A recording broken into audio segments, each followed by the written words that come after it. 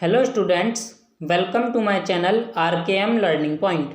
हमारा आज का टॉपिक है क्लास 10th की इंग्लिश की बुक फुटप्रिंट्स विदाउट फीट का chapter number 3 the midnight visitor.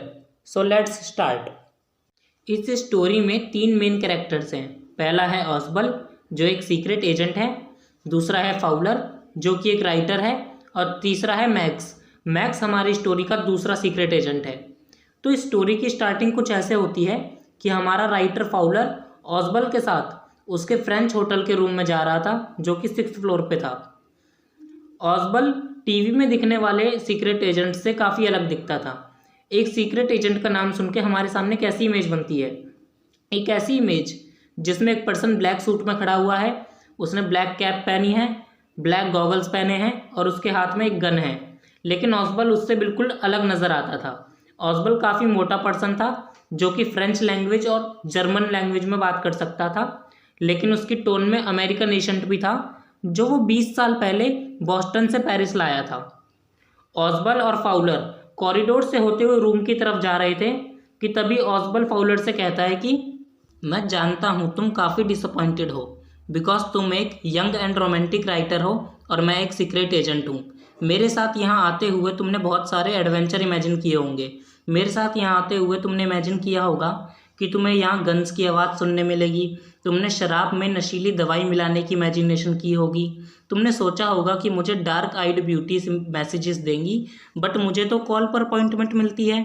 जैसे भी एडवेंचर तुमने सोचे वैसा यहाँ कुछ नहीं हुआ और मैं जानता हूँ तुम बहुत बोर हो रहे हो। और साथ ही एक मोटे सीक्रेट एजेंट के साथ तुम्हें ये डल इवनिंग फ्रेंच होटल में बितानी होगी। लेकिन निराश मत होना, क्योंकि जिस रिपोर्ट के लिए हम लोग यहाँ पर आए हैं वो रिपोर्ट एक मिसाइल से रिलेटेड है और उस रिपोर्ट के लिए कई लोगों ने अपनी जान गंवाई है। तो हो सकता है उससे रिलेटेड कोई ड्रामा आज तुम्हें देखने को मिले। ये सब बातें करते हुए ऑसबल रूम का गेट ओपन करता है। ऑसबल और फाउलर रूम में एंटर करते हैं और जैसे ही रूम की लाइट ऑन करते हैं तो उन्हें सामने ही ऑटोमेटिक पिस्तौल के साथ एक पर्सन नज़र आता है जिसका गन पॉइंट उन दोनों की ओर था। वो और कोई नहीं, हमारी स्टोरी का तीसरा कैरेक्टर मैक्स है, जिसे देखकर ऑसबल हैरानी से कहता है, मैक्स तुम यहाँ?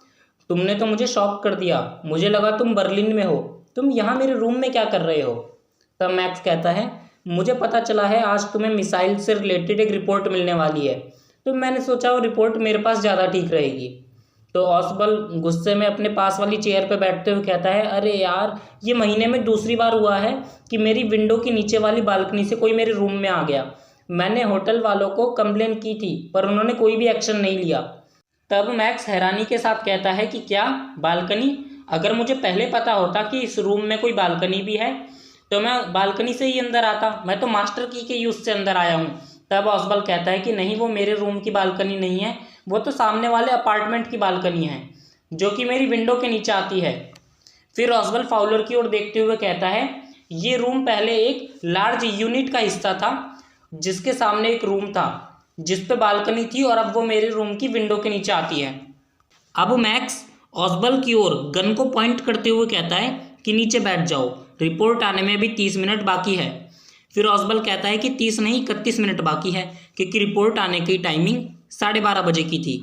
फिर ऑसबल मैक्स के बारे में जानने की कोशिश करते हुए कहता है कि काश मैं ये जान पाता कि तुम्हें इस रिपोर्ट की इन्फॉर्मेशन कहाँ से मिली। फिर मैक्स भी बिल्कुल ऐसा ही करता है, वो भी कहता है कि काश मैं भी ये जान पाता कि तुम्हें इस रिपोर्ट की इन्फॉर्मेशन कहाँ से मिली। खैर, अब मैं इस रिपोर्ट को तुम्हारी जगह ले लूँगा और यहाँ से चला जाऊँगा। और फिर थोड़ी देर में कोई रूम का गेट नॉक करता है जिसे सुनकर मैक्स काफ़ी डर जाता है।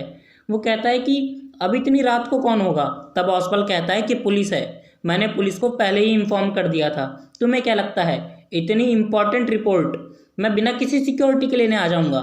मैंने पुलिस को पहले ही इन्फॉर्म कर दिया था और अब वो गेट नॉक कर रही है, और अगर मैंने गेट नहीं खोला तो वो थोड़ी देर में गेट तोड़कर अंदर आ जाएगी और तुम्हें इस तरह गन के साथ देखेगी तो बिना कुछ सोचे समझे तुम्हें शूट कर देगी। अब ये सब सुनकर मैक्स काफ़ी डर जाता है और वो गन को ऑसबल और फाउलर की ओर पॉइंट करते हुए कहता है कि अभी तुम लोग गेट खोलोगे और पुलिस को कह देना यहाँ सब कुछ ठीक है ताकि वो चले जाए, और मैं बालकनी में खड़े होकर तुम्हारा वेट करूँगा, और अगर तुम दोनों ने कोई भी चालाकी की तो मैं वहीं से तुम्हें शूट कर दूंगा। ऐसा कहते हुए मैक्स अपना एक हाथ खिड़की की ओर रखता है और खिड़की से बाहर कूद जाता है। और जब डोर ओपन किया जाता है तो बाहर कोई भी पुलिस नहीं थी। बाहर एक वेटर था, एक बॉटल और 2 ग्लासेस के साथ। वेटर अंदर आता है और कहता है, here is the drink you ordered sir. Means कि सर आपने जो ड्रिंक ऑर्डर की थी वो ये रही। वो ड्रिंक रखता है और चला जाता है। तब फाउलर थोड़ा डरते हुए पूछता है, बाहर तो पुलिस थी ना? तो ऑसबल कहता है, नहीं, बाहर कोई पुलिस नहीं थी, बाहर ये वेटर ही था जिसका मैं काफ़ी देर से वेट कर रहा था। फिर फाउलर पूछता है कि मैक्स का क्या, जो बालकनी में खड़ा हुआ है? ऑसबल कहता है, चिल करो, अब वो वापस नहीं आने वाला, क्योंकि बाहर कोई भी बालकनी नहीं थी। इसका मतलब ऑसबल ने बस एक ये ट्रिक खेली थी जिससे मैक्स डर गया और ये सोचते हुए कि बाहर बालकनी होगी वो खिड़की से कूद गया और डायरेक्ट नीचे जाके गिरा। और क्योंकि वो 6th फ्लोर से नीचे गिरा था तो उसका वापस आने का कोई भी चांस नहीं था।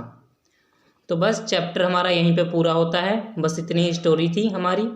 और ऐसी ही और चैप्टर्स की स्टोरी वीडियो के लिए इस वीडियो को लाइक करें और चैनल को सब्सक्राइब करें। मिलते हैं नेक्स्ट वीडियो में।